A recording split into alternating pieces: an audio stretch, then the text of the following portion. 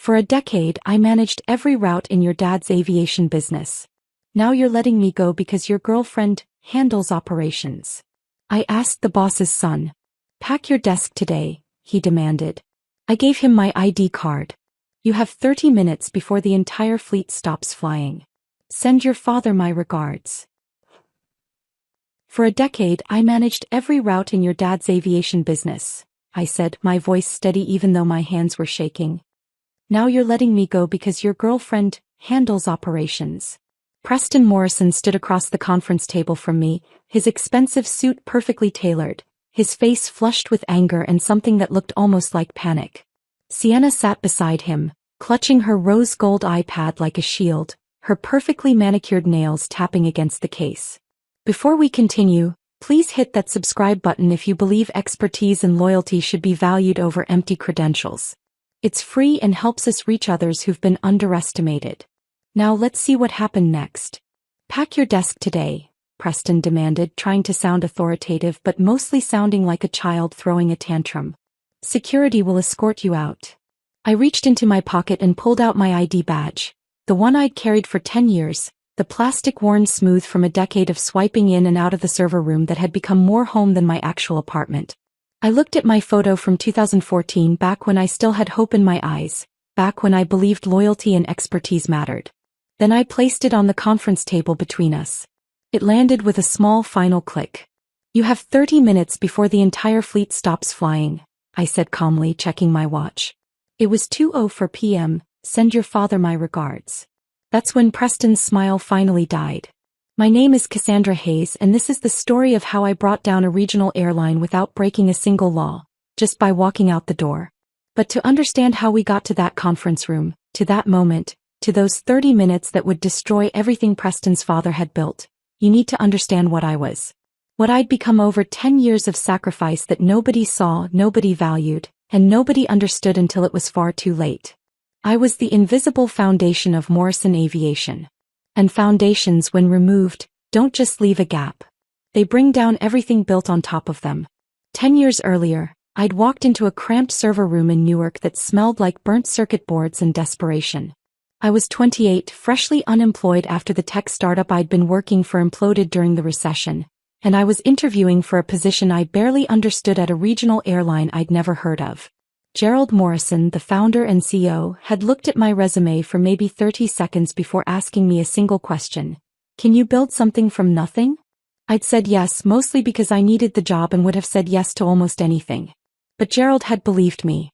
That belief became the foundation of everything that followed. Morrison Aviation back then was 12 planes operating out of a single hangar, routes that barely covered the eastern seaboard, and a routing system that consisted of spreadsheets, phone calls, and prayer. Gerald handed me a server that looked like it had survived a minor explosion, a budget that wouldn't cover a decent laptop, and complete autonomy to build whatever I thought the company needed. So I built Skynet. The name was my small joke, a reference to the murderous AI from the Terminator movies, but the system itself was no joke. It was a proprietary routing platform I coded from absolute scratch, designed specifically for Morrison Aviation's needs. Flight plans, fuel calculations, crew assignments, weather routing, maintenance scheduling, FAA compliance filing. Everything flowed through algorithms I wrote during endless nights when normal people were sleeping or living actual lives. I didn't just manage the system. I was the system. Every route optimization, every on-time departure, every logistical miracle that kept the fleet in the air flowed through code that existed only in my head and on servers that only I had full administrative access to. I'd built it that way deliberately, not out of paranoia or control issues, but because aviation operations are too complex, too dynamic, too dependent on human judgment to ever be fully automated. The system needed someone who understood not just the code, but the why behind every decision, every override, every exception to the rules. Over 10 years, Morrison Aviation grew from 12 planes to 47 aircraft operating across 18 hub cities. We expanded from the eastern seaboard to routes that stretched from Boston to Miami, Chicago to Phoenix. Our workforce grew from 80 people to over 300. Revenue increased by 400%. And through it all, Skynet evolved with us, adapting, learning, becoming more sophisticated with every challenge we faced. Nobody outside my server room understood this. They saw planes taking off on time, passengers making their connections, cargo arriving where it was supposed to. They thought it was normal, routine, the natural order of things. They had no idea that every single flight depended on systems I'd built, protocols I'd written, algorithms that existed nowhere else in the world. Except Gerald. Gerald understood. He was a Vietnam vet in his 70s, a man who'd started the company with a single Cessna and a dream that most people thought was insane. He'd built engines with his own hands, flown through storms that should have killed him, survived business downturns that destroyed bigger companies. He understood what it meant to be essential, to be the difference between success and catastrophic failure. Gerald never questioned why I needed administrative access to every system in the building. Never asked why I worked 70-hour weeks, why I sometimes slept on the couch in my office during storm season, why I'd come in at 2 a.m. when a blizzard threatened to ground the fleet. He'd just appear in my doorway with coffee, sit quietly in the corner while I manually rerouted 43 flights around weather systems, and then nod and say, "You're the reason we're still flying, Cass." He paid me well, significantly better than I could have gotten anywhere else, and he protected my autonomy like it was sacred. When other executives suggested bringing in outside consultants to optimize operations, Gerald shut them down. When the CFO proposed outsourcing routing to a third-party service to cut costs, Gerald told him to find savings somewhere else. When board members questioned why so much depended on a single person, Gerald looked them in the eye and said, "Because that single person is worth more than all of you combined." He had a daughter once, Emily. She died in a car accident when she was 26, just a few years before Gerald hired me. I'd seen her photo on his desk, bright smile, dark hair, eyes that looked like they understood how the world worked. Sometimes I caught Gerald looking at me with this sad, proud expression that I couldn't quite read. I wondered if he saw Emily in me, if I was filling some gap in his life that had been empty since she died. We never talked about it. He never said.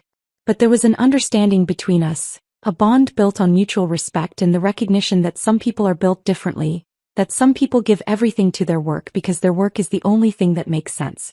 My life contracted around that server room over the years. It happened so gradually I barely noticed until it was complete. I woke up at 5:30 every morning, skipped breakfast because eating felt like wasted time, drove my 12-year-old Honda Civic with the check engine light that had been on for 6 months straight to the office before the sun was fully up. I logged into Skynet before most people had poured their first coffee. I stayed until the last crisis was resolved, which some days meant midnight, other days meant I never left at all. I gave up dating after Tom. He was a software engineer I'd met at a conference, smart and funny and patient for about 8 months before patience ran out. The breaking point came on his birthday when I canceled our dinner reservation because of a mechanical delay in Atlanta that was cascading into crew shortages across 3 time zones. He'd stood in my apartment, my empty, lifeless apartment with beige walls I'd never bothered to paint and furniture I'd assembled wrong from IKEA, and said, "It's like you're married to that job." I'd corrected him without thinking, "I'm not married to it. I'm a part of it. There's a difference." He left that night. I went back to work. I gave up hobbies, friendships, anything that required consistency or emotional presence. My apartment became just a place I slept when I slept at all. The refrigerator contained mostly expired yogurt and leftover Chinese food in containers I couldn't remember ordering. The walls stayed beige. The furniture stayed wrong. I was okay with it. Or at least I convinced myself I was. My coworkers were friendly but distant. They knew I was essential but also unknowable. The woman who lived in the server room and spoke in technical jargon they didn't try to understand. Marcus, our maintenance director, was probably my closest friend, and even that relationship was built entirely on work. We'd grab lunch sometimes from the deli down the street, sit in the break room talking about aircraft systems and staffing challenges, but never about life, never about who we were outside these walls. I was 38 years old and I had nothing outside Morrison Aviation. No family nearby. My parents had retired to Arizona, my sister lived in California with kids I barely knew. No relationship, no social life, no identity separate from the work I did. I'd traded everything for expertise, for being irreplaceable, for the satisfaction of knowing that I kept 300 people employed and thousands of passengers safe. And then Gerald had a stroke. It happened in April. Not fatal, thank God, but serious enough to land him in a rehabilitation center in Florida for at least 6 months, maybe longer. The news hit me like a physical blow. I found out from his assistant, who called me at 6 a.m. with a shaking voice. Cassandra, Gerald collapsed in his office last night. They took him to Newark Medical. His son is flying in. His son, Preston Morrison. The words felt like a warning I should have heeded. I'd met Preston exactly twice before. Once at a Christmas party where he'd shown up in designer jeans and left after 20 minutes. Once at a shareholder meeting where he'd spent the entire presentation on his phone. He was 34, perpetually tan, and had spent the last 6 years finding himself in Southeast Asia, which based on his Instagram meant beach clubs, cryptocurrency schemes, and a lot of motivational posts about manifesting abundance. The morning Preston walked into Morrison Aviation as acting CO, I knew everything was about to change. He arrived late, 9:30, which in our world might as well have been noon, wearing a three-piece suit that cost more than my monthly rent. His hair was styled in that deliberately messy way that takes effort to achieve. His smile was all veneers and entitlement. And on his arm, like an accessory he'd purchased to complete the outfit, was Sienna Blackwell. Sienna was 29, blonde in that expensive high-maintenance way, and had exactly zero aviation experience.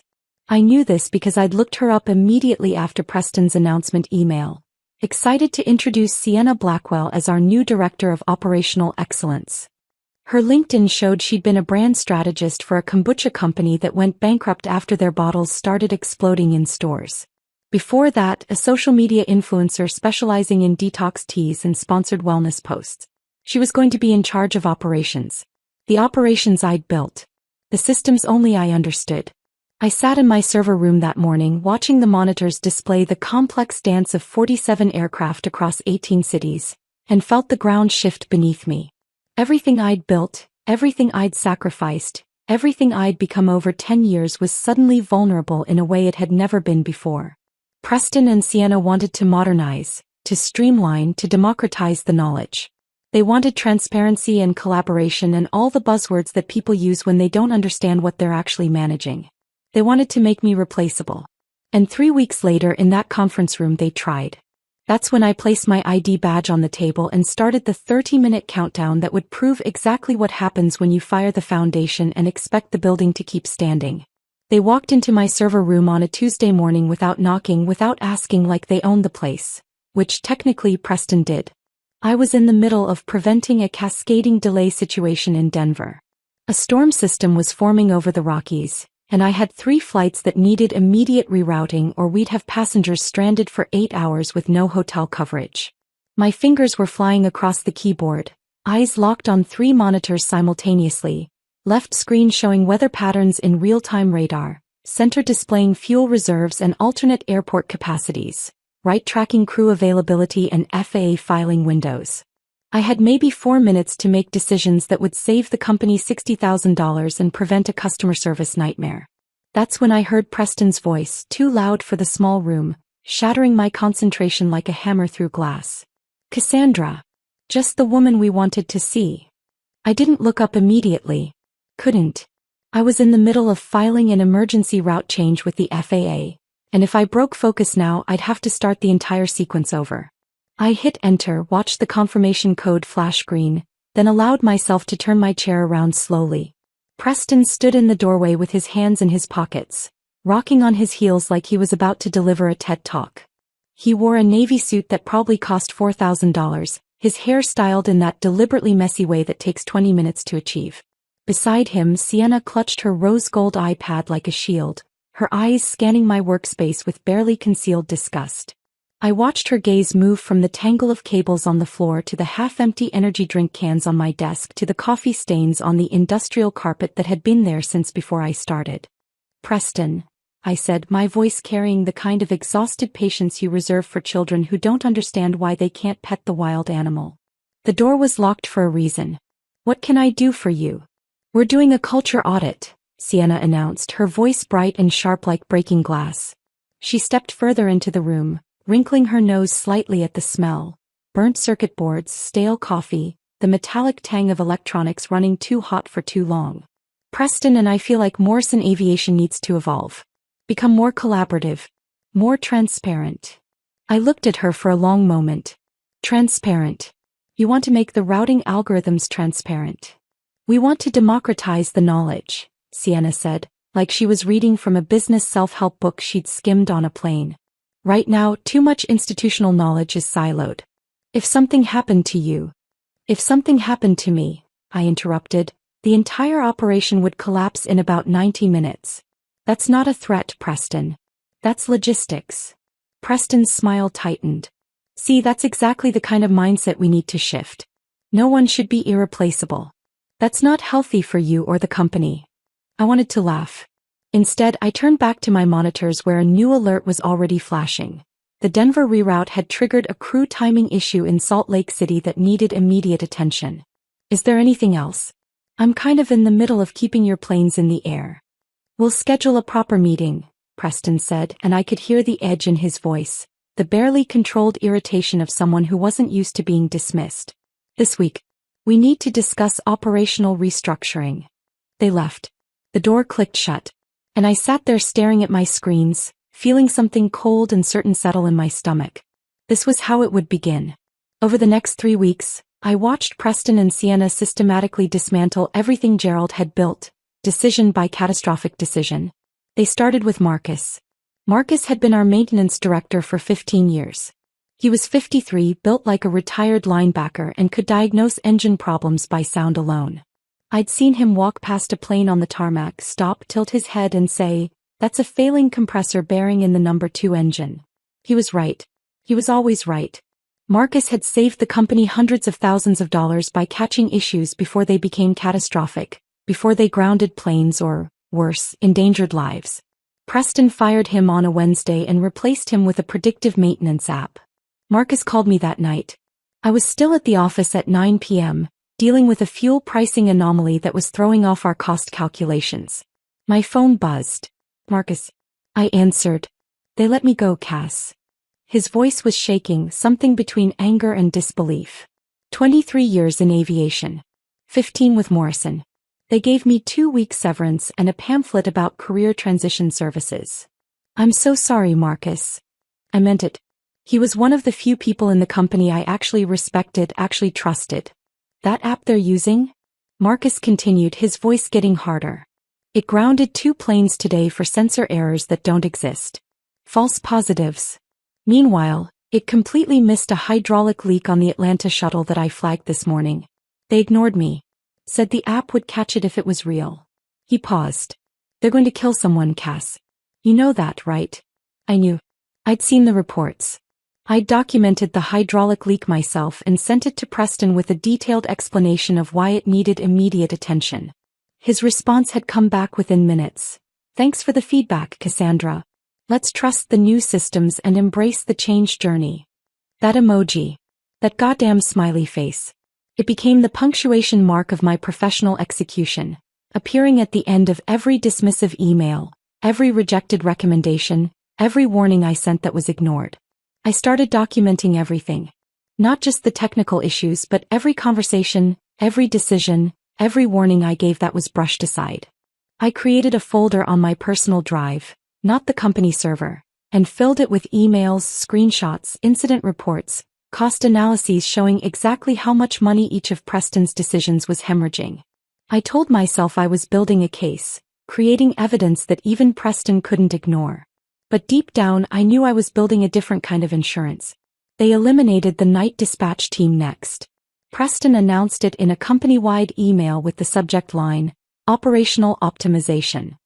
The night team consisted of 4 people who handled the cargo operation that ran from 11 p.m. to 6 a.m., 30% of our revenue, mostly contracts with logistics companies and medical supply chains. Time-sensitive, high-value, zero-tolerance for delay cargo. "No one flies at midnight," Preston had argued in the meeting where I tried to stop this decision. "We're paying people to sit around doing nothing. We have 12 cargo flights every night," I'd explained, pulling up the schedule on my laptop and projecting it onto the conference room screen. Medical supplies, time-sensitive documents, overnight logistics contracts. That's not nothing. That's $9 million in annual revenue. Sienna had looked at the numbers and frowned. "Can't we just automate that? Have the system handle it?" "The system does handle the routine parts," I'd said, trying to keep my voice level.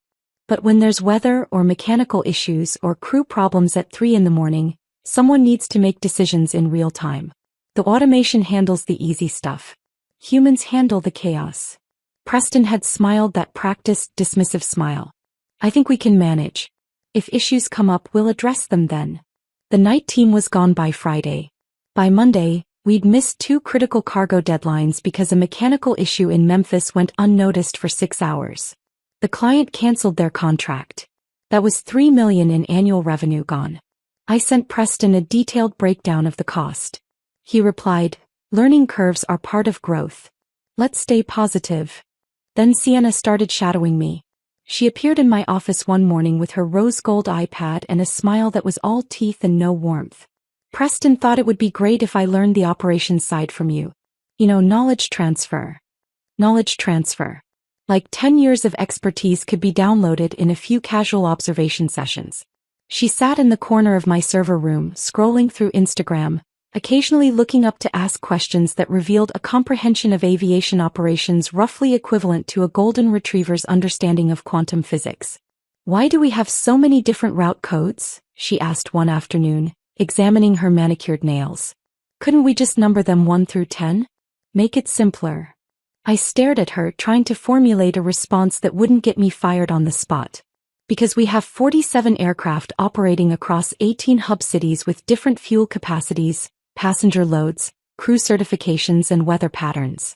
1 through 10 wouldn't even cover the planes, much less the variables." She wrinkled her nose like I'd deliberately said something complicated just to confuse her. "That seems unnecessarily complex." "Aviation is complex, Sienna. That's why people train for years to do it." Another day she asked, "Why does the system need to talk to the FAA? Can't we just email them our flight plans?" I took a long breath, counting to 5 in my head. The FAA requires real-time flight plan filing with encrypted verification protocols. Email wouldn't meet federal requirements. We'd be grounded within an hour. He typed something on her iPad, not looking at me. "Have you considered using AI to make this more intuitive?" I almost laughed. "I am the AI, Sienna. I'm the artificial intelligence holding this together. I'm the machine learning from 10 years of experience. And I'm starting to predict that this company has about 3 weeks before catastrophic failure." She looked at me with those dead-behind eyes, influencer eyes. "You're so negative, Cassandra. Preston and I are building something beautiful here. You're either on the plane or you're not." The irony of her metaphor was completely lost on her. The office changed. The break room that used to be loud and chaotic. People trading war stories, making bets on arrival times, the constant hum of an operation that worked, went silent. It felt like a funeral parlor. Everyone walked on eggshells. Janet from HR started avoiding eye contact with everyone, disappearing into her office and closing the door. The remaining dispatch crew worked with grim determination, heads down, knowing their jobs hung by a thread. I went home every night to my empty apartment and microwaved something frozen that I barely tasted. I'd sit on my couch drinking cheap wine straight from the bottle, watching planes take off from Newark in the distance, their lights blinking against the darkening sky. I felt the weight of 300 jobs pressing on my shoulders. The pilots, the crew, the mechanics, the gate agents who had families and mortgages and lives that depended on Morrison Aviation staying airborne. I could quit. The thought came to me every night, whispered in the back of my mind like a temptation. I could walk away, let it collapse, find another job. But if I did, all those people would lose everything because Preston was too arrogant and Sienna was too incompetent to understand what they were destroying. So I stayed. I documented. I prepared reports with charts and data and highlighted sections showing exactly how each decision was creating cascading risks. I tried to build a case that even Preston couldn't ignore. But deep down, in that place where we know things before we're ready to admit them, I knew the truth. My time was running out. The question wasn't if they'd fire me. The question was when. And whether I'd see it coming in time to do anything about it. The calendar invite appeared on my screen at 9:47 a.m. on a Friday morning, exactly the kind of timing that corporations use for executions. Quick chat, Preston, Sienna, H at 2 p.m. No agenda. No context. No phone number for a call, which meant it would be in person. Just that professional equivalent of, "We need to talk," that makes your stomach drop and your mouth go dry. I stared at the notification for a full minute, my cursor hovering over the decline button even though I knew declining wouldn't change anything. My hands had stopped typing. On the center monitor, a weather alert was flashing for a storm system forming over the Carolinas, but I couldn't focus on it. The words on the screen blurred slightly. Quick chat. Nothing about work was ever a quick chat, especially not when HR was involved. I closed the notification and forced myself back to work, pulling up the routing interface to redirect a flight around the developing weather pattern. But my hands were shaking. Just slightly, just enough that I had to retype a command twice before getting it right. I'd been expecting this for weeks. Every firing, every dismissal, every restructuring decision had been building toward this moment. But seeing it actually scheduled made it real in a way that all my mental preparation hadn't. I looked around my server room. The flickering monitors casting blue light across walls that had never been painted. The tangle of cables snaking across the floor like veins. The half-dead succulent on my desk that I'd been keeping alive for 3 years, watering it sporadically when I remembered. A small living thing in a space otherwise dominated by machines. This was my kingdom, my creation, the place where I'd spent more hours than my own apartment. And they were about to exile me from it. I thought about calling Marcus, but he was already gone, already fired, already dealing with his own betrayal. What would I say anyway? That I was next. He already knew. Everyone knew. The only question had been when. Instead, I made a decision that would define everything that followed. If they were going to fire me, I was going to make absolutely certain they understood exactly what they were losing. I spent the next 4 hours preparing for my own obsolescence in a way I'd never allowed myself to consider before. I pulled up the Skynet architecture documentation, the real documentation, not the sanitized version that IT had access to, but my personal notes that mapped every dependency, every authentication pathway, every security protocol I'd built into the system over 10 years. Skynet wasn't just software I managed. It was software I'd architected with a very specific security feature that I'd never disclosed to anyone, not even Gerald. Every core function, every routing algorithm, every fuel optimization protocol, every crew assignment logic, ran through a master authentication node tied directly to my employee credentials. I'd designed it that way deliberately back in 2014 when I was building the first version. It was a security measure. If my account was ever compromised by a hacker or unauthorized access, the system would immediately lock down to prevent damage. But there was an unintended consequence I'd discovered 3 years ago during a routine security audit. If my credentials were deactivated, not compromised but actually terminated in the HR system, the authentication node would interpret it as a critical security breach. The system wouldn't just log me out. It would initiate a complete lockdown protocol, reverting all automated functions to manual override and purging temporary route caches to prevent potential data corruption. In plain English, if they fired me, every plane in the fleet would lose its digital flight plan within approximately 30 minutes of my credentials being terminated. I'd never mentioned this to anyone because I'd never needed to. Gerald trusted me. Gerald would never fire me. But Gerald wasn't here anymore, and his son was about to make the most expensive mistake of his life.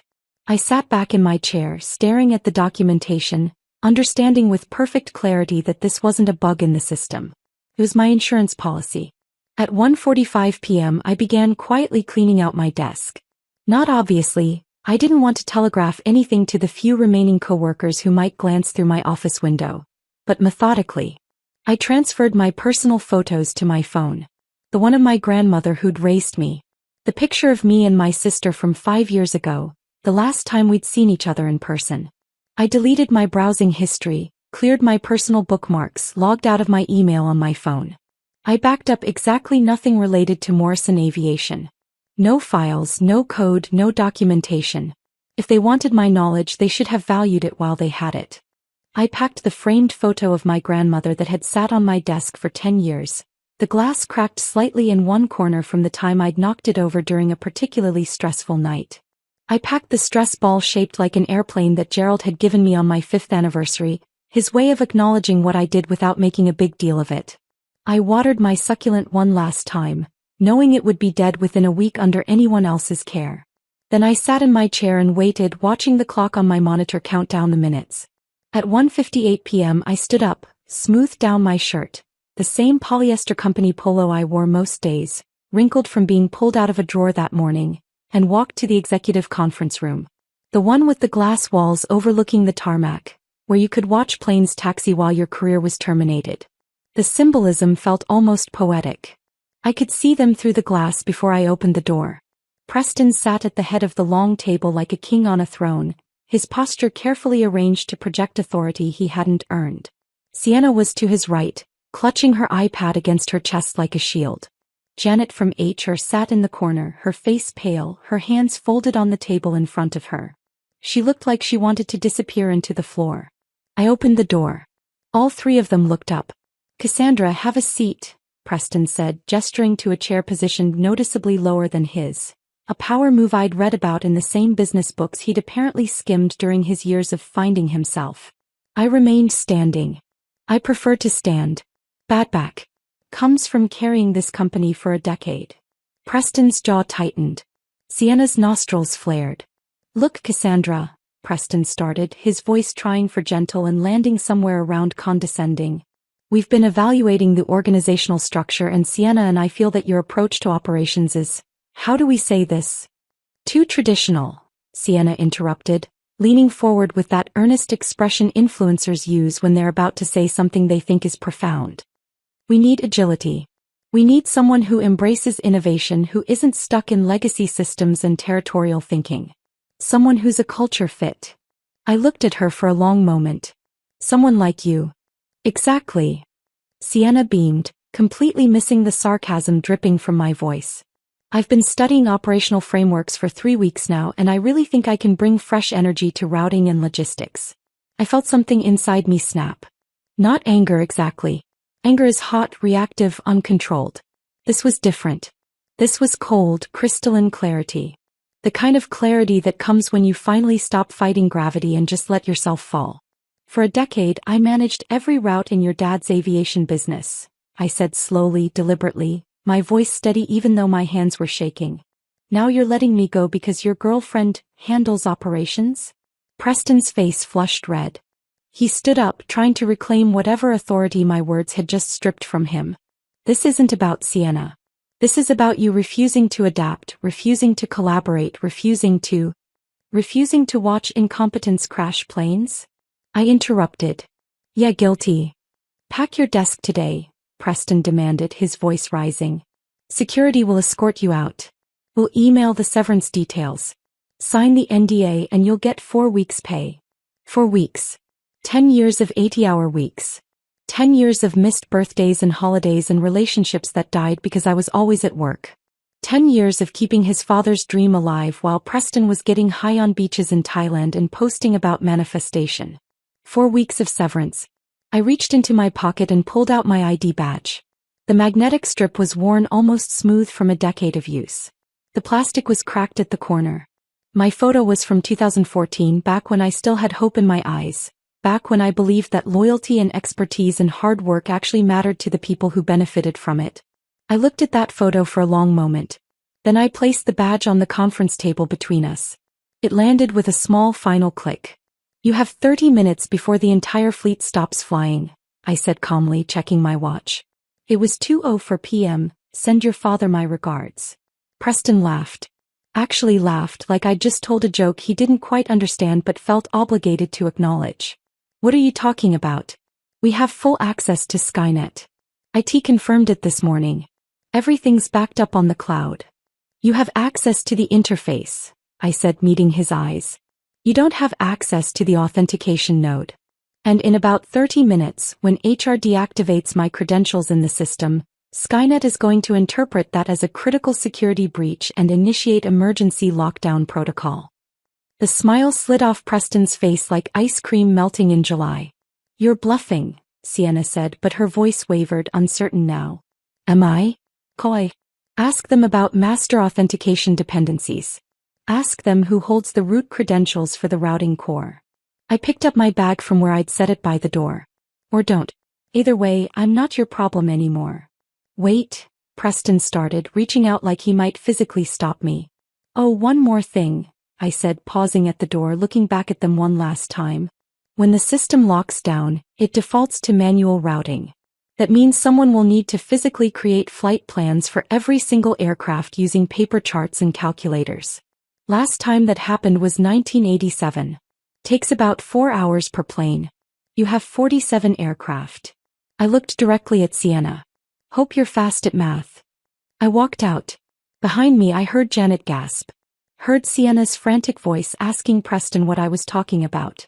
Heard Preston fumbling for his phone. I didn't look back.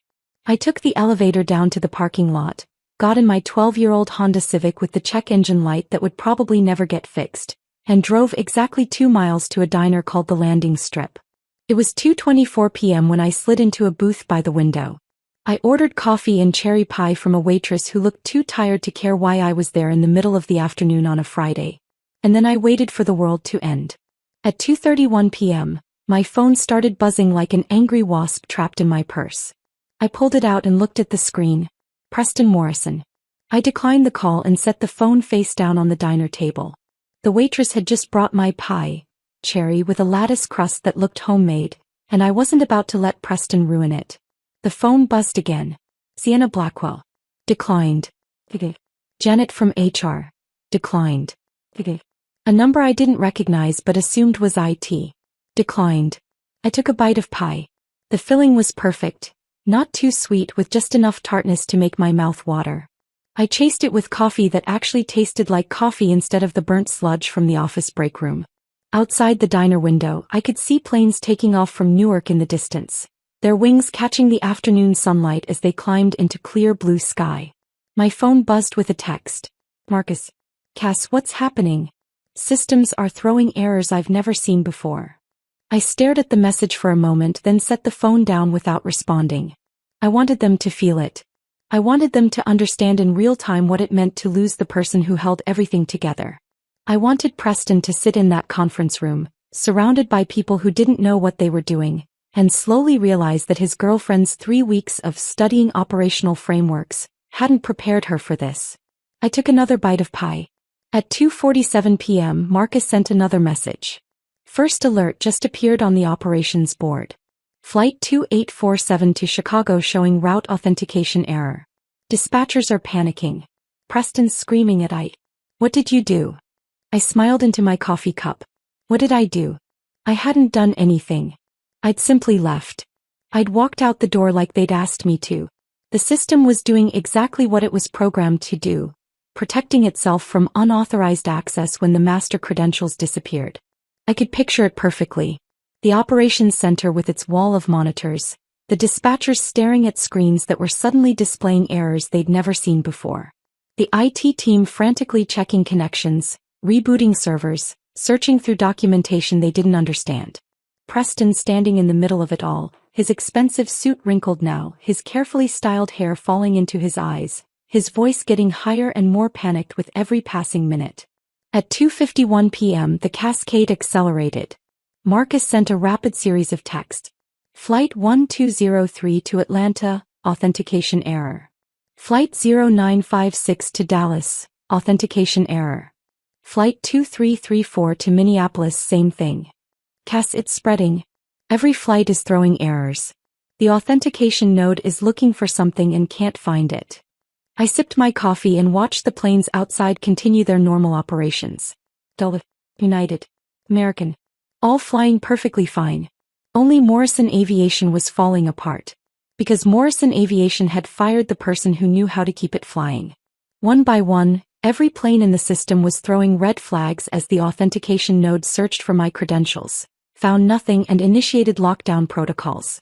It was beautiful in its own way. A perfect cascade of failure triggered by a single missing piece. Like removing a keystone from an arch and watching the entire structure collapse inward. At 2:53 p.m., Marcus's text came through in all capital letters. FAA just issued a ground stop. All Morrison aircraft grounded pending resolution. Cass, what is happening? The FAA ground stop. The nuclear option.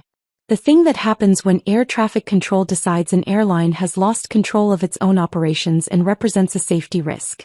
Planes already in the air would be diverted to alternate airports. Planes on the ground would stay there, frozen at their gates, passengers trapped inside, pilots unable to access updated flight plans or departure clearances. I could imagine the chaos. Dispatchers trying manual overrides, typing in backup codes that didn't work because there were no backup codes. I was the backup system. IT trying to reboot Skynet entirely, watching it come back online, search for my credentials, find nothing, and immediately lock down again. A perfect feedback loop. An elegant spiral of failure that I'd neither created nor prevented. I'd simply removed myself from the equation, and the equation had collapsed. My phone started ringing again. Preston. I let it ring 4 times before I answered, putting it on speaker and setting it on the table next to my half-eaten pie. Fix this. Preston's voice exploded from the speaker, high-pitched and cracking with panic and rage. I don't know what you did, but you need to fix this right now. I took a slow sip of coffee, letting the silence stretch between us. The old man at the other end of the diner glanced over, then went back to his newspaper. The waitress refilled my cup without comment. I didn't do anything, Preston, I said finally, my voice calm and measured. You fired me, remember? Pack your desk today, you said. So I did exactly what you asked. I packed my desk. I turned in my badge. I left. The system did exactly what it was programmed to do. You sabotaged us. He was practically sobbing now. In the background I could hear Sienna crying, someone yelling about the FA, phones ringing off the hook. The operations center must have been complete pandemonium. You did something to the system before you left. I protected intellectual property. I corrected him, keeping my voice steady. Check the security protocols you never bothered to read.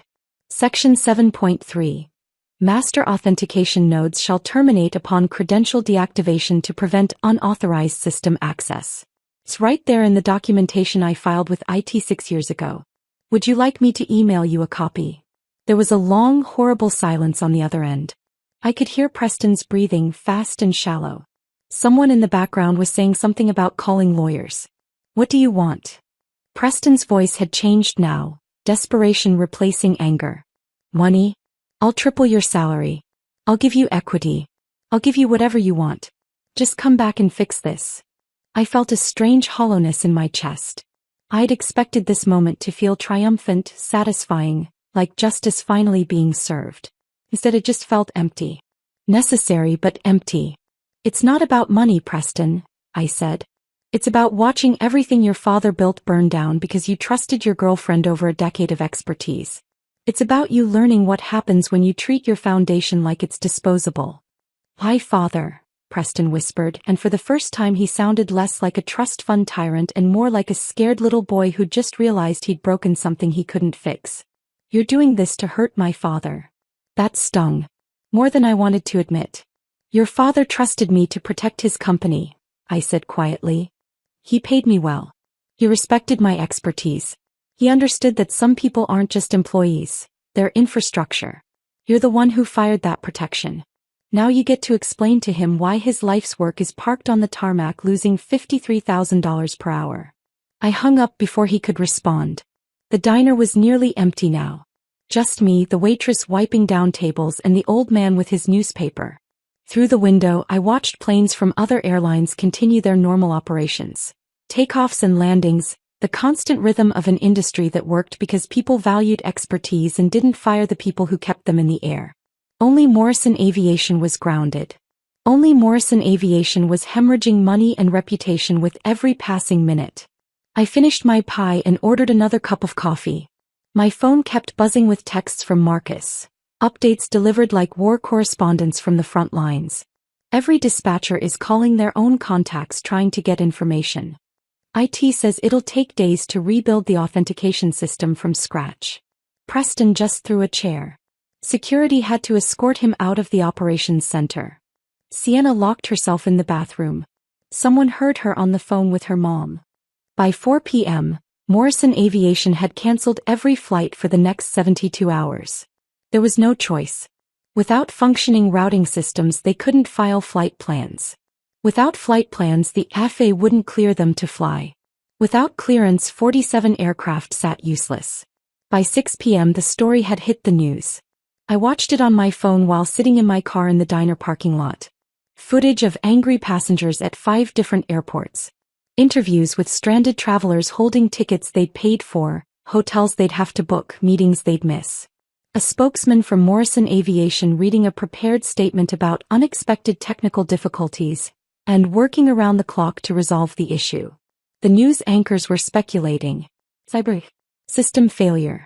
Sabotage. They had no idea how close to the truth that last one was. By 8 p.m. I was back in my apartment, sitting on my balcony with a glass of cheap wine, when my phone buzzed with a news alert that made my stomach drop. Breaking. Gerald Morrison leaves Florida rehab facility against medical advice, returns to Newark to address company crisis. I clicked the article. There was a photo of Gerald being helped into a private medical transport, his face gray, his body hunched, an oxygen tube visible under his nose. The old man was coming home to save his dying company, still recovering from a stroke, because his son had destroyed it in less than 2 months. I felt a pang of guilt then. Not for Preston. Not for Sienna. But for Gerald. He'd built something beautiful. Something that mattered. Something that employed 300 people and connected cities and kept the economy moving. And I just watched it collapse. But even as the guilt twisted in my chest, I reminded myself of the truth. I didn't collapse it. I was the only thing holding it together. They'd fired the foundation and were now shocked that the building was falling. That wasn't my fault. That was gravity. Saturday morning, I woke up at 10 a.m. for the first time in a decade. No alarm blaring in the darkness. No emergency calls pulling me out of sleep. No weather systems forming over the Midwest that needed immediate routing adjustments. Just silence and sunlight filtering through my bedroom curtains in a way I'd forgotten was possible. I lay there for a moment, disoriented by the quiet, before reaching for my phone on the nightstand. The screen lit up with notifications that had accumulated overnight like snow during a blizzard. 43 missed calls. 67 unread emails. Dozens of text messages. I scrolled through them with a strange detachment. Preston had called 9 times. 6 numbers I didn't recognize. Probably reporters, based on the voicemails asking for comment about the Morrison aviation crisis. Janet from HR had sent an email with the subject line urgent. Legal matter that I deleted without reading. But one voicemail made my hands shake when I saw the number. Gerald Morrison. I sat up in bed staring at the notification. Part of me wanted to delete it without listening, to cut that final thread connecting me to the wreckage I'd left behind. But something stopped me. Maybe curiosity. Maybe guilt. Maybe the part of me that still remembered the old man who'd believed in me when I was 28 and desperate. I pressed play and put the phone to my ear. Cassandra, it's Gerald. His voice was weak, raspy, so much older than I remembered. The stroke had changed him. Preston told me what happened. Not his version. I called Marcus, I called Janet, I called the IT director. I know what really happened. There was a long pause, the sound of labored breathing. I'm so sorry, kid. I should never have left him in charge.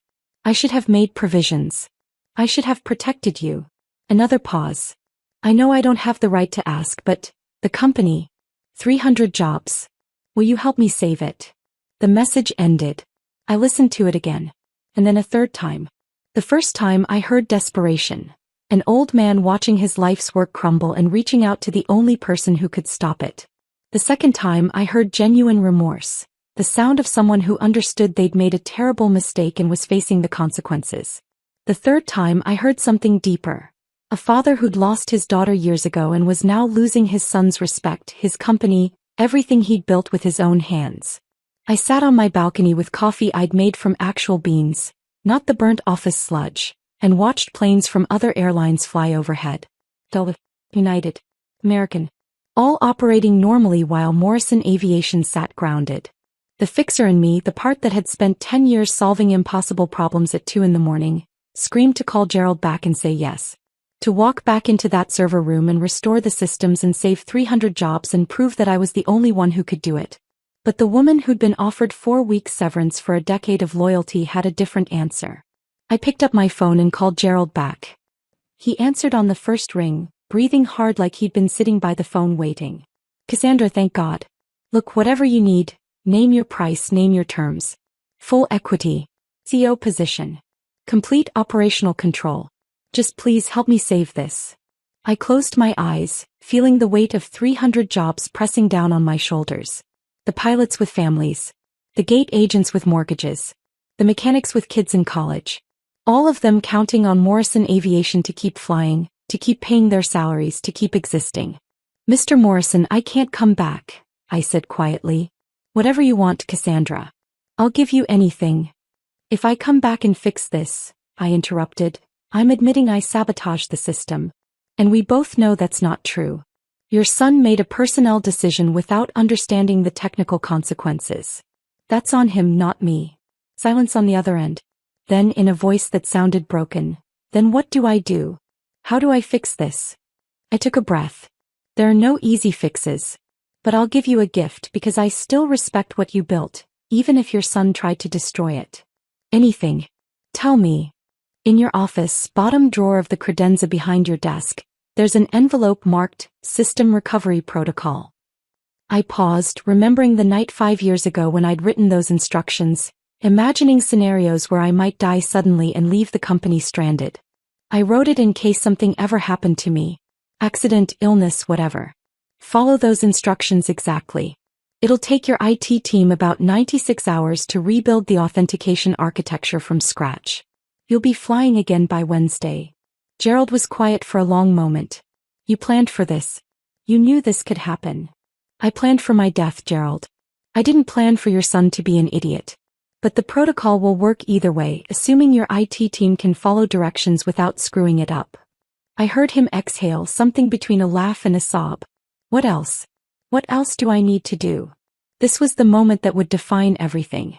I could be generous, diplomatic, professional. Or I could tell him the hard truth that nobody else would. I chose truth. Fire Preston, I said. Immediately. Today. Don't give him a transition period. Don't let him save face. Fire him and Sienna both and make it clear to everyone, publicly, that they're the reason this happened. Cassandra. Put Marcus back in charge of operations. He's the only one left who actually understands aviation. And if you ever let someone who thinks synergy is a strategy anywhere near your company again, you deserve what happens next. Gerald was quiet for a long moment. When he finally spoke, his voice was small. He's my son, Cassandra. He's your son, I agreed. But he's also the reason 300 people might lose their jobs. He's the reason your company is about to declare bankruptcy. He's the reason your life's work is circling the drain. I paused. You have to choose, Gerald. Family or legacy. You can't save both. The silence stretched between us, heavy with calculations I couldn't see but could imagine. The math of love versus responsibility. Blood versus competence. The son he'd raised versus the company he'd built. Okay, Gerald finally said, his voice barely above a whisper. Hey, I'll do it. I'll fire him. Another pause. Then, but Cassandra, will you ever forgive me? For not protecting you, for not seeing this coming. I felt tears prick my eyes, unexpected and unwelcome. I wiped them away with the back of my hand, watching a plane climb into the clear morning sky. I don't know, Mr. Morrison, I said honestly. Ask me again in a year. I hung up before he could respond. For another hour I sat on my balcony watching the sky, feeling the weight of everything that had happened settle into my bones. I'd destroyed a company without breaking a single law. I'd proven my point in the most devastating way possible. I'd watched Preston lose everything he'd taken for granted. But I hadn't destroyed it. Not really. I'd just removed myself from an equation that couldn't function without me, and the equation had collapsed under its own weight. That wasn't sabotage. That was gravity. By Monday morning, the industry news was reporting that Preston Morrison and Sienna Blackwell had been terminated from Morrison Aviation, effective immediately. Gerald had reassumed temporary control from his hospital room in Newark, working with doctors and nurses hovering nearby, probably against every piece of medical advice he'd been given. Marcus sent me a text at noon. They're following your protocol. IT team is rebuilding the authentication node. Should be done by Wednesday morning. Gerald fired Preston this morning. Apparently it got ugly. Preston threatened to sue for wrongful termination. Sienna deleted all her social media accounts after someone found her kombucha disaster and it went viral. You saved 300 jobs without even being here, Cass. You're a legend. I stared at the text for a long time. I didn't feel like a legend. I felt tired. Hollow. Like I'd won a battle I never wanted to fight in the first place. By Tuesday I had 11 job offers sitting in my inbox. 6 from competing airlines who'd watched Morrison's meltdown and realized the value of someone who actually understood operations instead of just talking about disruption and innovation. 1 from a logistics consulting firm offering me twice what Gerald had paid. They wanted me to audit their systems and train their teams. One from an aviation technology startup that wanted me to build routing software from scratch. And one from Marcus himself. When this is over and Gerald retires for real, he wants you back. CEO position. Full equity. Your terms. He means it, Cass. I read that message 3 times, imagining walking back into Morrison Aviation as the person in charge. Fixing everything Preston had broken. Building it back better than before. Taking Gerald's legacy and carrying it forward the way it deserved. But I couldn't. Because going back would mean admitting that none of this had taught them anything, that firing me had been a mistake they could just undo with enough money and apologies. I declined them all except one. Airlink Dynamics. Morrison's biggest competitor. The airline that had been quietly eating our market share for years, watching our mistakes and learning from them. They offered me vice president of route operations, complete autonomy over my department, a team of 12 people who actually knew what they were doing, and a salary that made my hands shake when I saw the number. It was more money in a month than I used to make in 6. I accepted the offer and started the following Monday. Wednesday morning, I started my new job from my apartment, wearing pajamas and sitting at my kitchen table with actual sunlight streaming through the windows instead of the fluorescent hell of the server room. Aerolink Dynamics had sent everything by courier the day before. A high-end laptop that was probably worth more than my car. Login credentials in a sealed envelope. A welcome packet with benefits information that made Morrison's look like a joke. And a handwritten note from the CEO, Richard Vance, on company letterhead. Cassandra, we've watched you keep Morrison in the air for years. We know what you're worth. We're honored to have you on our team. Build what you need. Hire who you need. Just keep us flying. Richard. I logged into their systems at 8 a.m., coffee steaming beside me, and immediately saw the difference. Clean documentation.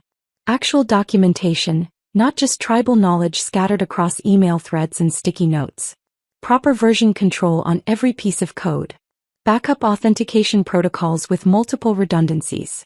3 different team members with admin access instead of a single point of failure. Automated testing. Disaster recovery plans that had actually been tested instead of just written and filed away. It was what Morrison should have been.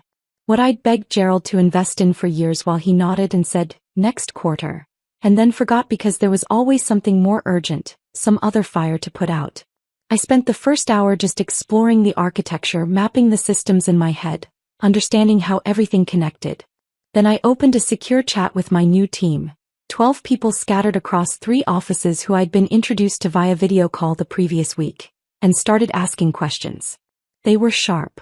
They knew their stuff. And more importantly, they respected expertise instead of feeling threatened by it. I worked for 4 hours straight, accomplishing more than I used to in 12-hour marathons at Morrison. No interruptions. No Sienna wandering in to ask if we could just use blockchain to make routing more intuitive. No emergency calls about problems that shouldn't have existed in the first place because someone had ignored basic maintenance protocols to save money. At noon, I took a break and made myself actual lunch. A sandwich with fresh ingredients instead of whatever I could grab from a vending machine.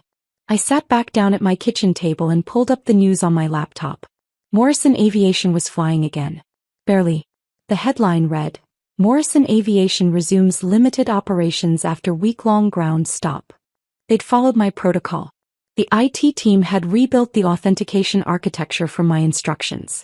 Planes were taking off and landing again. But the article went on to detail the damage. 18 major corporate contracts cancelled. Stock down 41%. Passenger confidence shattered. Industry analysts openly predicting bankruptcy within 6 months. I should have felt satisfaction. Instead, I just felt tired. That afternoon, Preston gave a press conference and I watched it with the kind of morbid fascination you reserve for car crashes you can't look away from. He stood at a podium in what looked like Morrison's main conference room, flanked by lawyers in dark suits. He looked like he'd aged 10 years in a week. His tie was crooked. His eyes were red-rimmed either from crying or not sleeping. His carefully styled hair hung limply across his forehead. He read from a prepared statement, his voice flat and lifeless. Morrison Aviation deeply regrets the operational disruptions of the past week. We take full responsibility for the technical failures that impacted our valued customers and their travel plans. We are implementing new protocols and safeguards to ensure this never happens again. We appreciate the patience and understanding of our passengers during this difficult time." A reporter shouted from the crowd before Preston could step away from the podium. "Mr. Morrison, is it true the outage was caused by your decision to fire your operations lead?" Preston flinched visibly. That was a personnel matter. We believed we were moving in a new direction with operational leadership, but we recognize now that we didn't fully understand the technical dependencies of our systems." "So you're admitting you made a mistake?" another reporter pressed. "We're admitting that we underestimated the complexity of our routing infrastructure," Preston said carefully, reading from notes his lawyers had clearly prepared. "We're taking steps to ensure better knowledge transfer and documentation going forward." "Where is Sienna Blackwell?" a third reporter called out. "The Director of Operational Excellence you appointed just 2 months ago?" Preston's jaw tightened. "Ms. Blackwell is no longer with the company. Her role has been eliminated." "Did she resign or was she fired?" "No further comment on personnel matters," one of the lawyers interjected, stepping forward to end the press conference. The camera cut to a different location. Gerald Morrison in his hospital room in Newark, giving an interview from his bed. He had an oxygen tube in his nose, monitors beeping softly in the background. He looked older than I'd ever seen him, smaller somehow, diminished by illness and the weight of watching his life's work crumble. "We made mistakes," Gerald said, his voice weak but clear, staring directly into the camera. "I made mistakes. I left my company in the hands of someone who wasn't ready, who didn't understand what made us successful. We forgot that in aviation expertise isn't optional. You can't replace knowledge with enthusiasm. You can't streamline away the people who keep you in the air. And you can't treat your foundation like it's disposable just because it's not flashy." The interviewer leaned forward. "Are you referring to Cassandra Hayes, your former operations lead?" Gerald nodded slowly. "Cassandra Hayes was the best person I ever hired. She built the systems that made this company work. And my son fired her because she didn't fit his vision of what modern leadership should look like." He paused, breathing heavy. "That was the biggest mistake in Morrison Aviation's history. And I take responsibility for putting him in a position where he could make that mistake." I raised my coffee mug to the TV screen. "Damn right, Gerald." But saying it out loud didn't make me feel better. My new team at Aerolink was everything Morrison's should have been. They were smart, experienced, collaborative. 12 people who'd worked their way up through dispatch and logistics instead of watching a few TED Talks and declaring themselves experts. They asked intelligent questions. They implemented my suggestions without ego getting in the way.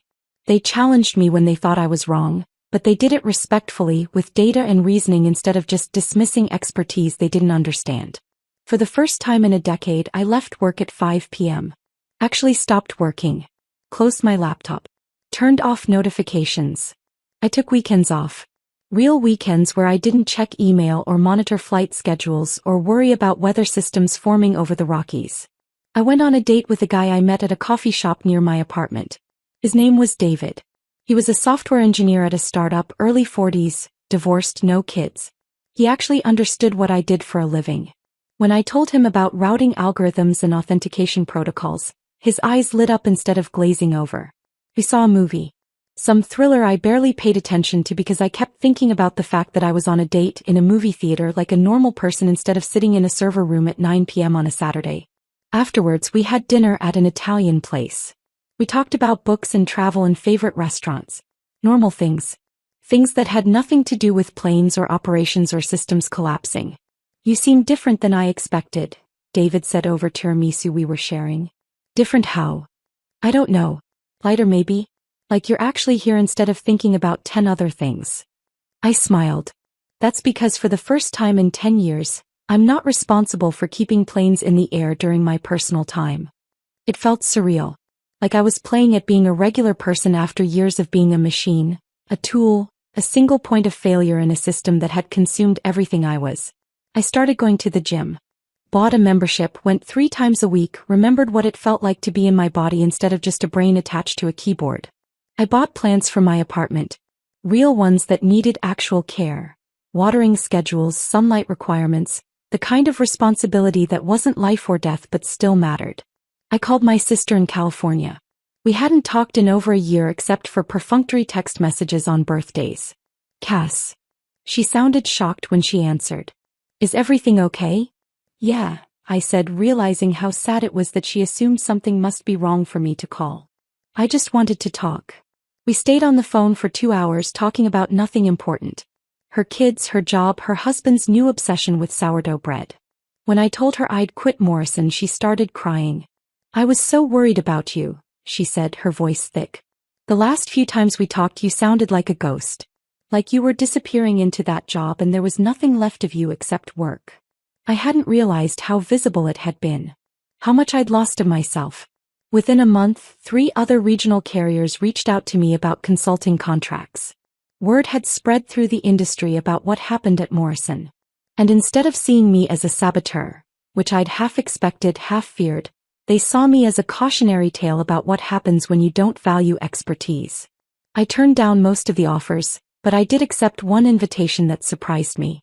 An aviation operations conference in Chicago wanted me to give a keynote speech about systems architecture and institutional knowledge. I stood on that stage in front of hundreds of operations managers and airline executives, looking out at faces that ranged from curious to skeptical to openly admiring. Your systems are only as strong as the people who understand them, I said, my voice carrying across the conference hall. Your efficiency is only as real as the expertise behind it. And if you think you can replace institutional knowledge with an app, a dashboard, or someone's girlfriend who watched a few YouTube videos, you're not optimizing. You're setting a timer on a bomb you don't know how to defuse. The applause was deafening. Afterwards, executives lined up to hand me business cards, asking if I'd consult for them, audit their systems, train their teams. I was becoming something I'd never expected. Not just an operations manager, but a voice for everyone who'd ever been dismissed, undervalued, treated like they were replaceable when they were actually irreplaceable. Felt strange. Felt powerful. It felt like vindication. Morrison Aviation declared bankruptcy exactly 6 months after I walked out of that conference room. I was sitting in my new office at Aerolink, an actual office with windows and a door that closed, not a cramped server room that smelled like burnt electronics, when Marcus called. His name flashed on my phone screen. I picked up on the second ring. It's over, Cass. His voice was heavy, flat with resignation. Gerald tried everything. Sold routes. Liquidated assets. Begged investors. But the damage was too deep. Chapter 11 filing went through this morning. I set down the report I'd been reviewing and stared out the window at the tarmac below, where Aerolink planes taxied in perfect choreographed precision. What happens now? Aerolink is buying what's left, Marcus said. Your company, actually. They're keeping some routes, absorbing some aircraft, cherry-picking the profitable pieces. But most of the corporate structure is gone. HR, finance, executive team, all gone. I felt a strange numbness, like watching a building you used to live in burn down from a safe distance. You know you should feel something, grief, satisfaction, vindication, but all you feel is detached observation. What about the employees? I asked. The 300 jobs? Aerolink is keeping about 60% of operations staff, pilots and crew. They want people who actually know how to do the work. Marcus paused. The rest get severance packages and unemployment. It's not nothing, but it wasn't enough. It was never enough when you'd built your life around a job that suddenly disappeared. Preston's already gone, Marcus continued. Took a job at his father-in-law's real estate company in Connecticut. Apparently he's starting at the bottom, actually learning the business this time. Sienna started a podcast about workplace toxicity and overcoming professional trauma, but it only lasted 4 episodes before she gave up. Not enough sponsors, I guess. I almost laughed at that. Almost. And Gerald. Marcus's voice broke. Gerald's in hospice, Cass. The stress, the stroke, the bankruptcy, it was too much. His heart's failing. Doctors say he's got days, maybe a week. The numbness cracked. Just a little. Just enough to let something sharp and painful through. Which hospice? I heard myself ask. Marcus gave me the address. I wrote it down on a sticky note, my handwriting shaky. After we hung up, I sat in my office for 20 minutes, staring at that address, trying to decide what I owed Gerald Morrison. What I owed the man who'd believed in me and then failed to protect me. The man who'd built something beautiful and then handed it to someone who destroyed it. I drove to the hospice center in Newark on a cold November afternoon, not entirely sure why I was going but unable to stay away. The building was nicer than I expected. Modern with large windows and a small garden visible from the parking lot. The kind of place you go to die with dignity instead of just die. I checked in at the front desk. The receptionist gave me a visitor badge and directions to Gerald's room. Second floor, East Wing, room 247. I took the stairs instead of the elevator, delaying the inevitable. Gerald was in a private room overlooking the garden. The afternoon light filtered through sheer curtains, casting everything in soft gold. He was hooked up to monitors that beeped softly, an oxygen tube in his nose and 4 in his arm. He looked smaller than I remembered, fragile in a way that made my throat tight. His eyes were closed when I walked in. I thought maybe he was sleeping, thought maybe I could just leave without him knowing I'd been there. But then he stirred, his eyes opening slowly, focusing on me with effort. "Cassandra," he said, his voice barely above a whisper. "I didn't think you'd come." I pulled a chair closer to his bed and sat down. I wasn't sure I would either. We sat in silence for a moment. The monitors beeped their steady rhythm. Somewhere down the hall, I could hear a nurse talking to another patient, her voice gentle and practiced. "I'm sorry," Gerald finally said. "For all of it." I looked at him, at the tears already forming in his eyes. "Gerald. No, let me say this." He coughed, wincing. "I'm sorry for Preston. For not protecting you. For building something I loved more than I loved being a father." He paused, struggling for breath. If I'd raised him right, if I'd taught him what mattered instead of just giving him everything he wanted, maybe none of this would have happened. The tears were running down his weathered face now, disappearing into the oxygen tube. "You built something beautiful," I said quietly. "Preston broke it. That's on him, not you." Gerald shook his head slightly. "I handed him the tools to break it. I gave him power he wasn't ready for. I chose family over competence because I thought blood meant something more than it does." He looked at me with eyes that held decades of regret. "You were the daughter I should have raised, Cass. Emily would have been like you, smart, tough, irreplaceable. I'm proud of you, kid. And I'm sorry I didn't say it enough when it mattered." I reached out and took his hand. It was cold, the skin paper thin. I could feel his pulse, weak and irregular. "You said it enough," I told him, even though I wasn't sure it was true. We sat like that for another hour. Sometimes talking, sometimes just sitting in silence. He told me about building the company, about flying the Cessna in the early days when every flight was a gamble. He told me about Emily, about the plans he'd had for her, the future she should have had. I told him about Aerolink, about my new team, about feeling like a person again instead of just a function. When I finally stood to leave, Gerald squeezed my hand one last time. "You're going to do great things, Cass," he said. "Greater than anything I ever built. Just promise me one thing." "What's that?" "Don't let it consume you the way it consumed me. Don't sacrifice everything for work. Find something else. Someone else. Have a life outside the planes." I nodded, not trusting myself to speak. Gerald Morrison died 3 days later, quietly in the middle of the night. Marcus called me at 6 in the morning. I was already awake, drinking coffee on my balcony, watching the sunrise paint the sky in shades of orange and pink. "He's gone, Cass," Marcus said simply.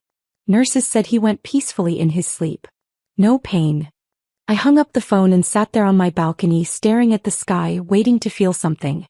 Grief, sadness, closure. Anything. But I felt nothing. Just empty.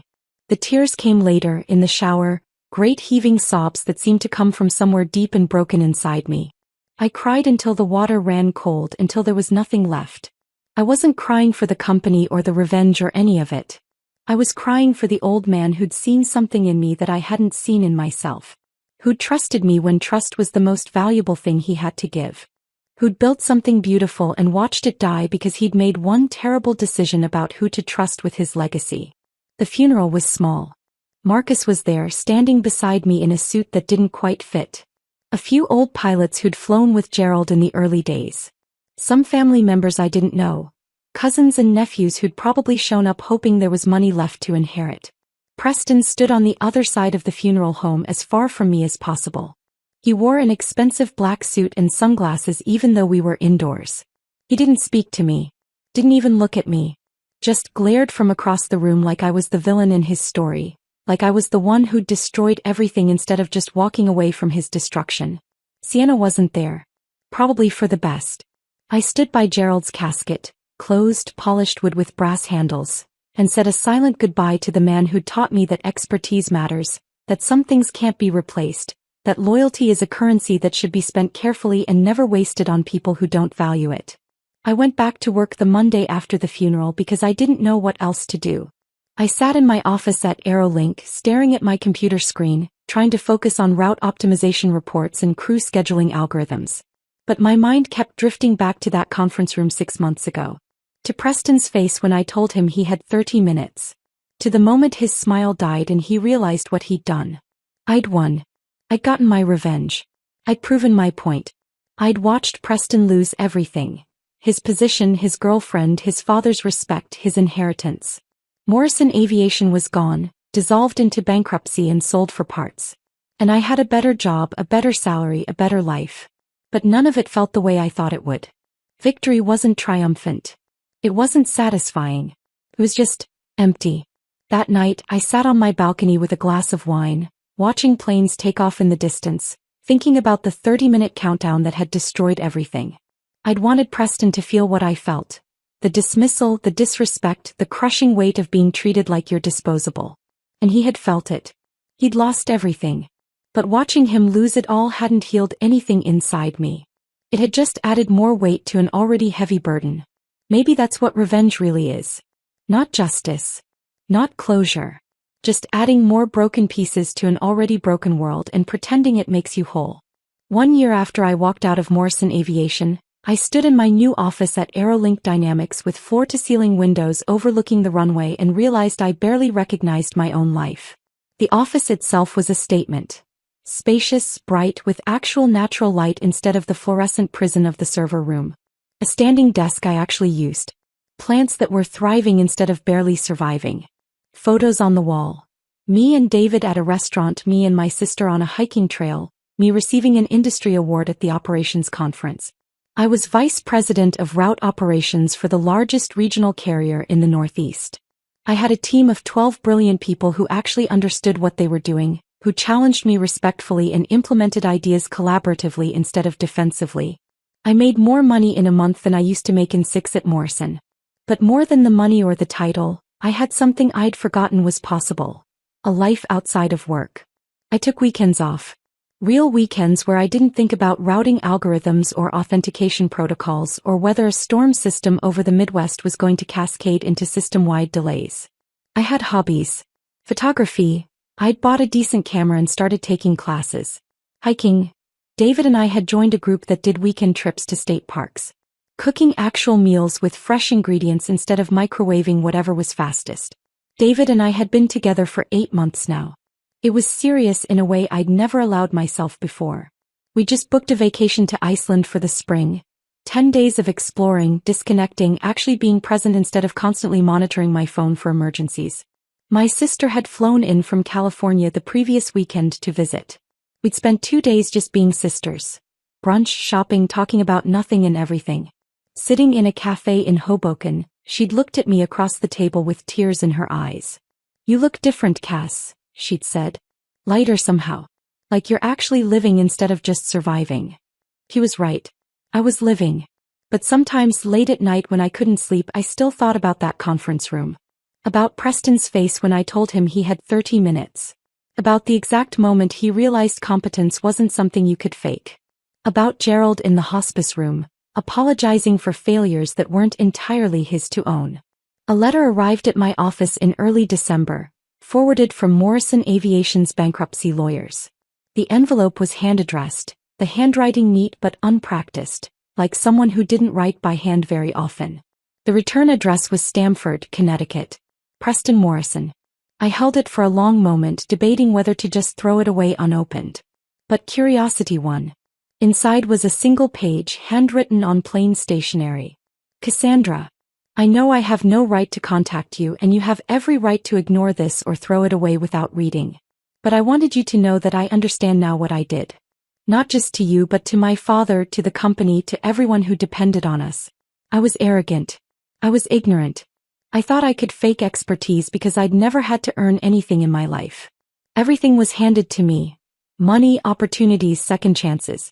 I never learned what it meant to actually build something or to respect the people who do the building. You tried to warn me. Multiple times. With data and reports and explanations. And I dismissed you every single time because admitting you were right would have meant admitting I was wrong, and I'd never had to admit I was wrong before. I'm working in real estate now at my father-in-law's company. Starting at the very bottom. Cold calling clients. Showing apartments to people who can barely afford them. Learning the business from the ground up instead of pretending I already understand it because I watched a few videos or read a few articles. It's humbling. It's hard. It's probably what I should have done 20 years ago instead of drifting around Asia pretending I was finding myself. I don't expect forgiveness. I don't even think I deserve it. But I wanted you to know that you were right about everything and I was wrong about everything, and I'm sorry. Preston. I read the letter 3 times looking for sarcasm or hidden manipulation, some angle he was working. But I couldn't find it. It seemed genuine, the words of someone who'd been broken down and rebuilt into something slightly more self-aware. I folded it carefully and put it in my desk drawer, next to the stress ball shaped like an airplane that Gerald had given me years ago. I didn't know what to do with it. Didn't know if I should respond or just let it sit there as a record that he'd tried. In the end, I never responded to Preston's letter. Not because I was still angry. The anger had faded months ago, replaced by something quieter and more resigned. Not because I didn't believe his apology was genuine. I actually thought it probably was. I didn't respond because I realized that closure doesn't always come from the other person's apology or acknowledgement. Sometimes it comes from deciding you don't need anything from them anymore. I had built a new life on the ashes of the old one. A better life.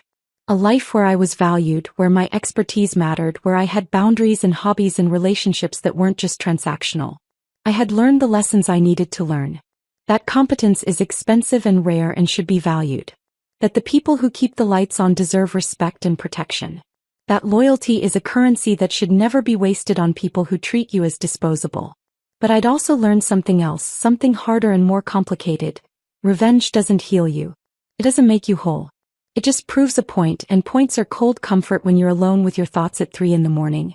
What healed me wasn't watching Preston lose everything. It was building something new. It was the team at Aerolink who treated me like a person instead of a resource.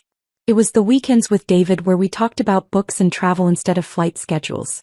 It was the phone calls with my sister where we laughed about childhood memories. It was the quiet pride of knowing I'd walked away from toxicity instead of letting it consume me. It was choosing to be more than the sum of my anger. On the anniversary of Gerald's death, I drove to the cemetery alone. It was a cold December afternoon, the kind where the sky is gray and heavy with the promise of snow that hasn't fallen yet. I brought flowers, nothing fancy, just daisies from a grocery store, and walked across the frozen ground to Gerald's headstone. Gerald James Morrison. 1951 to 2024. Founder, father, pilot. I stood there for a long time, the flowers in my hand, trying to find the right words. You were right about a lot of things, Gerald, I finally said out loud, my breath forming clouds in the cold air. You built something that mattered. Something that employed people and connected communities and kept the economy moving. You trusted the wrong person to protect it, but that doesn't erase what you created. I placed the flowers at the base of the headstone. I carry that with me now. The belief that expertise is valuable. That some people really are irreplaceable, not because they're special, but because they've invested years into understanding things that can't be learned overnight. That foundations matter more than facades. A plane flew overhead low enough that I could see the airline markings. Like one of mine. I hope wherever you are, you know that the lessons survived even though the company didn't. And I hope you know that I forgave you a long time ago. You weren't perfect, but you tried. That's more than most people do.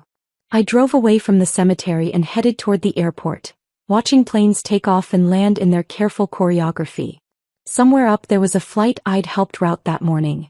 Crew assignments optimized, fuel calculations precise, weather patterns accounted for, everything working exactly as it should. I thought about all the invisible hands that made that flight possible. The dispatchers monitoring weather. The mechanics performing pre-flight checks. The pilots running through procedures they'd done 1,000 times before. The operations teams coordinating across time zones and hub cities. We were all foundations.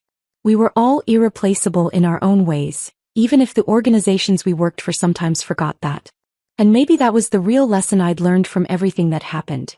You can fire the pilot, but you can't fly the plane with enthusiasm and good intentions and motivational quotes. Expertise isn't optional. It's not something you can fake or delegate or replace with someone who looks better in meetings but doesn't understand the systems they're managing. And when organizations forget that, when they treat their foundations like disposable parts, like problems to optimize away, they don't just lose an employee. They lose the heartbeat. They lose everything.